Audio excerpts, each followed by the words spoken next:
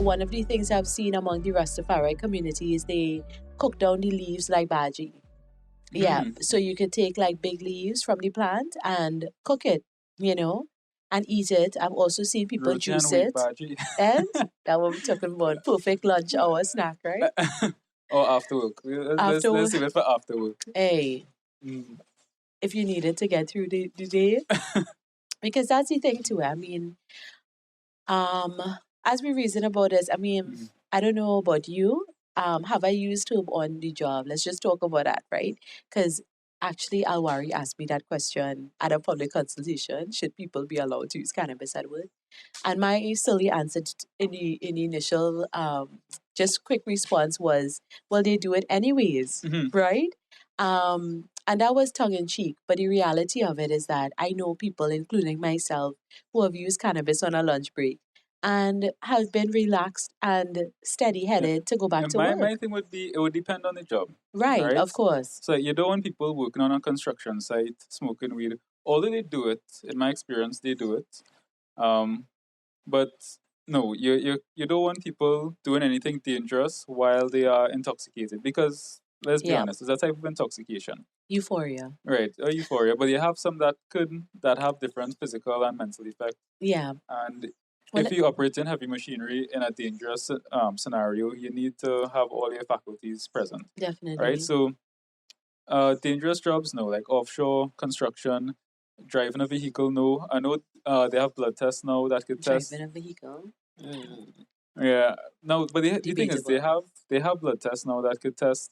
I think it's like the active and passive enzymes or whatever, so they could tell. Yeah. Because the weed will stay in your system. Yeah, because the weed will stay in your system for some weeks. Yeah. Right, but they have tests, I guess, test whether it's still active in your system or not. Right, because they had some issues with that in Canada. Well, a brethren actually, Alonzo Stewart, brought that up at a public consultation, and he broke it down for the public regarding the drugalizer rollout in Canada.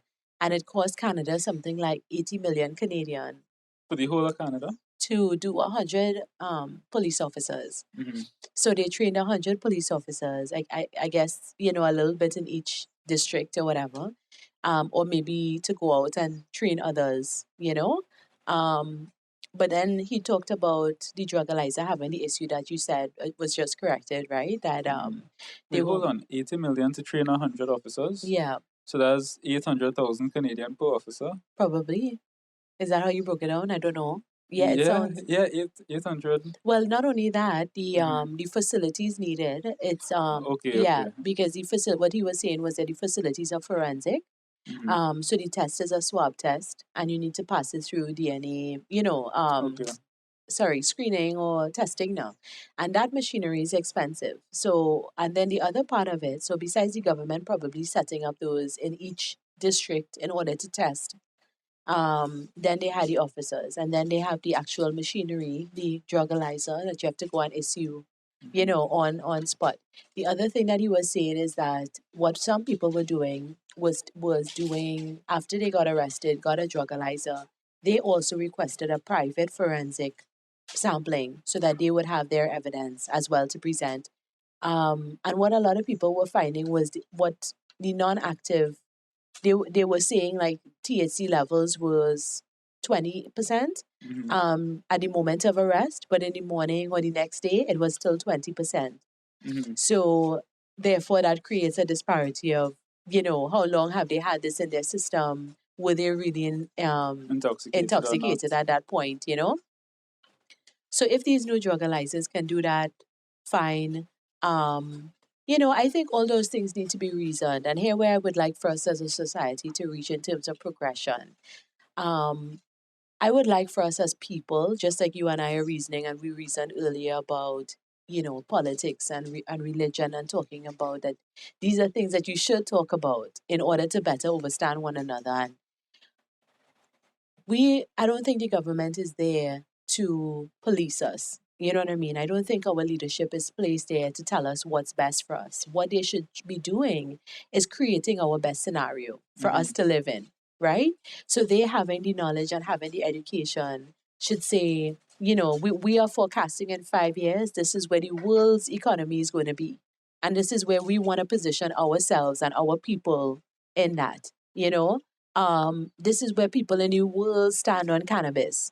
Trinidad needs to position itself within that, you know. So the more that we look at things, the more we have leaders who have this visionary outlook, and not just is Trinidad, UNC, PNM, Indian Mm. African, And just following in the in the wake of whatever other countries doing. right? Yeah, right. And continuing perpetuating the same governance that has been from since independence, um, which is neo-colonial and based on what one person in Britain say, right? We need to allow our people to have a voice, and our people need to be educated and knowledgeable enough to know the power of that voice and how to use it. Um, but that's where I want for our people. So when we talk about this cannabis issue and should you smoke and drive, should you And smoke and work and smoke stuff. and work, Like you should be allowed to for some jobs. I might actually say mandatory if you're working in customer services because they look like they need it. Yeah, I hit on a vape pen in the morning, Yeah, yeah, definitely, you know, you deal with some customer call you and cussing you up. You know, you take a pull like, "Good afternoon, sir. How may I help you today?" Exactly. Yeah. Because you think Mm, like it's just like for me it's like caffeine, which, I'm a coffee person as well. I was going to use a stronger word, but let's just say a coffee lover. mm, But yeah. So we're talking about something that is all, and we maybe this will, we could talk about this for our next episode 2 of this podcast. mm. But the history of cannabis in the Caribbean and in the world and in the West has been all economic and all racially based.